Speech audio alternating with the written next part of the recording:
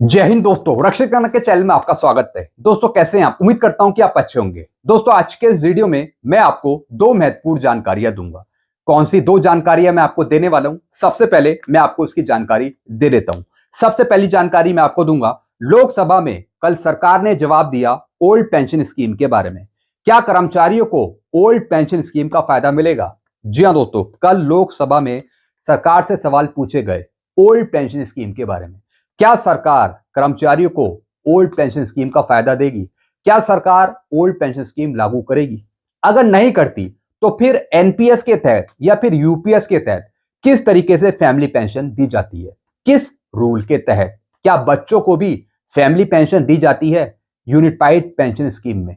तो दोस्तों काफी सवाल पूछे गए कल, क्या जवाब दिया गया, इसकी पूरी जानकारी मैं आपको आगे दूंगा। फिर लास्ट इंफॉर्मेशन मैं आपको दूंगा, आ गया लेटर 18 महीने के डीए एरियर पर, कर दिया ऐलान भुगतान करने का पेंशनर्स को। जैसे कि दोस्तों आप पीछे थंबनेल में देख रहे हैं, लिखा हुआ है आ गया लेटर 18 महीने के डीए एरियर पर, कर दिया ऐलान भुगतान किया जाएगा, मिलेगा पेंशनर्स का रिकॉर्ड मांगा गया। लेटर है 15 दिसंबर 2025 का। जी हाँ दोस्तों ये लेटर है राज्य सरकार से संबंधित। जी हाँ दोस्तों एक विभाग है जिसका नाम है खनिज अनुभाग विभाग, इनके द्वारा लेटर जारी करा गया। यानी अब राज्य की सरकार अपने पेंशनर्स को, कर्मचारियों को 18 महीने का डीए का एरियर देगी। जी हाँ दोस्तों, राज्य की सरकार पूरी तरीके से स्वतंत्र है अपने फैसले लेने के लिए। राज्य की सरकार केंद्र सरकार के फैसले का इंतजार नहीं करती। जो राज्य की सरकार है वो अपने फैसले खुद लेती है पेंशनर्स की भलाई के लिए, कर्मचारियों की भलाई के लिए। तो दोस्तों ऐसे ही एक लेटर जारी कर दिया है 18 महीने के डीए के एरियर पे। जिस तरीके से राज्य की सरकार दे सकती है तो ठीक उसी तरीके से केंद्र सरकार को भी देना चाहिए। क्या है पूरा लेटर, आगे समझाऊंगा। तो दोस्तों बस यही दो जानकारियां जो मैं आपको देने वाला हूं, इसलिए इस वीडियो में आप शुरू से लेकर आखिरी तक बने रहेगा। जानकारियों में आगे बढ़ने से पहले एक छोटी सी अपील मैं आपसे करूंगा, और अपील है चैनल सब्सक्राइब की। देखने में आया काफी पेंशनर्स मेरा वीडियो तो देख रहे हैं लेकिन अभी तक उन्होंने चैनल को सब्सक्राइब नहीं किया। ऐसे कितने पेंशनर्स हैं? सिर्फ 34%। तो मैं आपसे अपील करता हूं कि जितने पेंशनर्स ने अभी तक चैनल को सब्सक्राइब नहीं किया वो फटाफट सबसे पहले चैनल को सब्सक्राइब कर लीजिए, ताकि आपको सटीक जानकारियां, ऑथेंटिक जानकारियां और आगे आने वाले वीडियो के नोटिफिकेशन आपको तुरंत मिल पाए। चैनल सब्सक्राइब करने के या फिर वीडियो देखने के आपको एक भी पैसे नहीं देने, सब कुछ आपके लिए फ्री में है। तो फटाफट सबसे पहले आप क्या करेंगे, चैनल को सब्सक्राइब। चैनल नेम इज रक्षित खन्ना। चलते हैं दोस्तों, जानकारियों में आगे बढ़ते हैं। सबसे पहली जानकारी मैं आपको दूंगा, लोकसभा में कल सरकार ने जवाब दिया ओल्ड पेंशन स्कीम के बारे में। क्या कर्मचारियों को ओल्ड पेंशन स्कीम का फायदा मिलेगा? तो दोस्तों जवाब में सरकार ने बताया, वित्त राज्य मंत्री पंकज चौधरी जी ने कहा, there is no proposal under consideration of the government for restoration of old pension scheme in respect of central government employ covered under national pension system और यूनिफाइड पेंशन स्कीम। जी हाँ दोस्तों, यानी जो कर्मचारी एनपीएस के दायरे में है या फिर जो यूपीएस के दायरे में, उनके लिए ओल्ड पेंशन स्कीम नहीं है और ना ही सरकार ओल्ड पेंशन स्कीम को लागू करेगी। साफ यहां पे सरकार ने जवाब दे दिया है कि जो ओल्ड पेंशन स्कीम है उसको लागू नहीं करा जाएगा। ऐसा कोई प्रपोजल सरकार के पास पेंडिंग में नहीं है। साफ यहां पे गवर्नमेंट ने क्लियर कर दिया। फिर दोस्तों यहां पर एक और सवाल पूछा गया कि अगर ओल्ड पेंशन स्कीम को लागू नहीं किया जाता तो फिर यूपीएस के तहत पेंशन देने का क्या प्रावधान है? क्या यूपीएस के तहत कर्मचारी के बच्चों को भी फैमिली पेंशन दी जाती है? तो दोस्तों जवाब क्या दिया गवर्नमेंट ने, family pay out 60% of the pay out admissible to the pay out holder. इसका मतलब है जो कर्मचारी की वाइफ है उनको बेसिक पेंशन का 60% पेंशन दी जाती है यूपीएस के अंडर, यूनिफाइड पेंशन स्कीम में। फिर क्या लिखा, immediately before his demise will be paid to the legally wedded spouse. Children are not entitled to receive 60% of assured family pay out under UPS. जी हाँ दोस्तों, साफ गवर्नमेंट ने यहां पे बता दिया कि कर्मचारी को लास्ट पे डॉन का 50% पेंशन दी जाती है यूनिफाइड पेंशन स्कीम में। अगर कर्मचारी की मृत्यु हो जाती है उसके बाद वाइफ को, स्पाउस को दी जाती है फैमिली पेंशन, और वो भी 60% बेसिक पेंशन का। लेकिन अगर वाइफ की मृत्यु हो जाती है तो उसके बाद बच्चे एलिजिबल नहीं है 60% पेंशन पाने के। यूपीएस में डायरेक्ट दोस्तों यहां पे जवाब दे दिया है कि बच्चे एलिजिबल नहीं है 60% पेंशन पाने के, नॉट एंटाइटल्ड। साफ यहां पे मना कर दिया है कि बच्चे एलिजिबल नहीं है, सिर्फ कर्मचारी को और उसकी वाइफ को ही पेंशन दी जाएगी।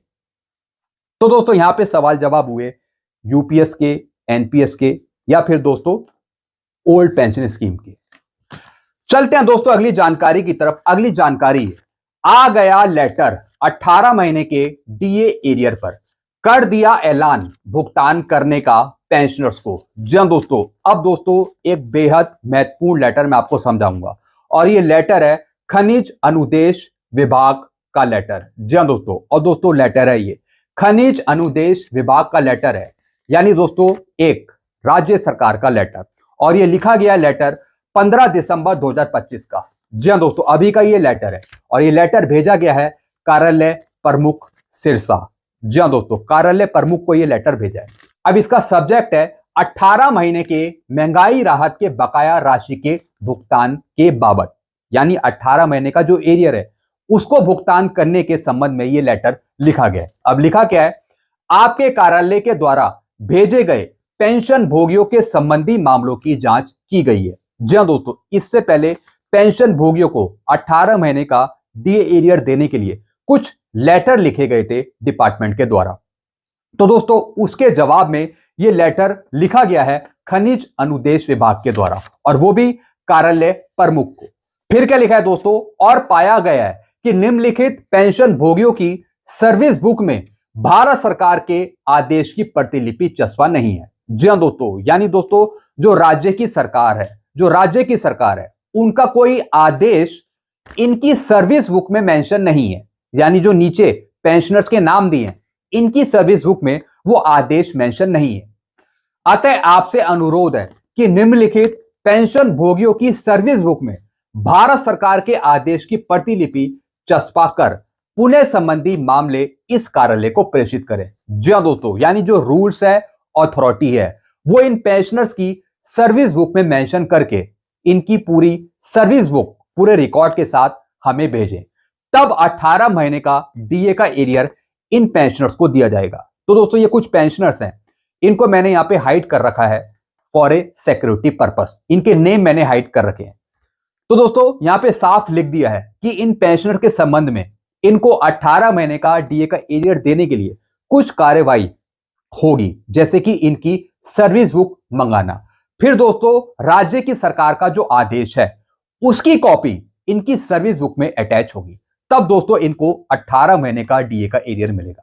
अब फिर क्या लिखा है, ताकि पेंशन भोगियों को 18 महीने के महंगाई राहत का भुगतान किया जा सके। अब दोस्तों इसका मतलब है कि राज्य की सरकार ने कहीं ना कहीं यह फैसला लिया है कि अपने कर्मचारियों को, पेंशनर्स को 18 महीने का डीएडीआर का एरियर दिया जाएगा। जी हां दोस्तों, क्योंकि दोस्तों ये लेटर ऐसे ही निकाला गया है, कुछ फैसला आया होगा राज्य की सरकार का, तभी दोस्तों इस लेटर के अकॉर्डिंग इन पेंशनर्स पर कार्रवाई करी जाएगी डीए का एरियर देने के लिए। तो दोस्तों इनकी सर्विस बुक भी मंगाई है इन पेंशनर्स की, हालांकि ये रिटायर हो गए हैं, लेकिन इनकी सर्विस बुक मंगाई है जिसमें एंट्री होगी, और फिर राज्य की सरकार का जो आदेश होगा उसके तहत इनको 18 महीने का डीए का एरियर मिलेगा आगे चलकर। तो दोस्तों ये बहुत बड़ी बात है, जब राज्य की सरकार फैसले ले सकती है अपने कर्मचारियों के लिए या फिर पेंशनर्स के लिए, तो ठीक इसी तरीके से केंद्र सरकार को भी देना होगा 18 महीने का डीए का एरियर आगे चलकर। भले ही केंद्र सरकार मना कर रही है, लेकिन केंद्र सरकार पर प्रेशर बनाना पड़ेगा, दबाव बनाना पड़ेगा, तभी हमें आगे मिल सकता है। क्योंकि दोस्तों कहीं ना कहीं जो राज्य की सरकार है, इनके कर्मचारियों ने, पेंशनर्स ने राज्य की सरकार पे कहीं ना कहीं प्रेशर बनाया होगा, तभी दोस्तों इस तरीके का लेटर निकाला गया है। जी हां दोस्तों, बिना प्रेशर बनाए कुछ नहीं मिलने वाला। तो हम अपील करते हैं केंद्र की सरकार से कि जब राज्य की सरकार दे सकती है एरियर 18 महीने का, तो फिर आप क्यों नहीं दे रहे? केंद्र सरकार को भी देना पड़ेगा, बिल्कुल देना पड़ेगा। तो दोस्तों काफी महत्वपूर्ण ये लेटर था जो मैंने आपको समझाया। तो मैं उम्मीद करता हूं कि जिस तरीके से राज्य की सरकार अपने सही फैसले ले सकती है अपने कर्मचारियों के लिए, पेंशनर्स के लिए, तो ठीक इसी तरीके से केंद्र सरकार को भी लेना होगा फैसला, लेना पड़ेगा फैसला। तो दोस्तों आप भी नीचे कमेंट करके अपनी राय जरूर दीजिएगा। जो मैंने आपको जानकारी दी है, क्या आप इस जानकारी से संतुष्ट हैं? आप अपने विचार कमेंट जरूर करेगा। हम भी चाहते हैं कि हमें भी 18 महीने का DADR का एरियर दिया जाए, ये हमारा हक है, तो केंद्र सरकार को इसे देना चाहिए। जिस तरीके से राज्य की सरकार अपने फैसले ले रही है सही तरीके से। अगर आप मेरी बात से एग्री करते हैं तो कमेंट में जरूर बताइएगा। तो दोस्तों बस यही जानकारियां थी जो मैं आपके लिए लेकर आया था। ऐसी जानकारियां, नई जानकारियां आपको मिलती रहेगी इस चैनल के माध्यम से। सारी जानकारियां पाने के लिए आप चैनल से जुड़ सकते हैं, चैनल को सब्सक्राइब कर सकते हैं। चैनल का नाम है Rakshit Khanna. Thank you so much.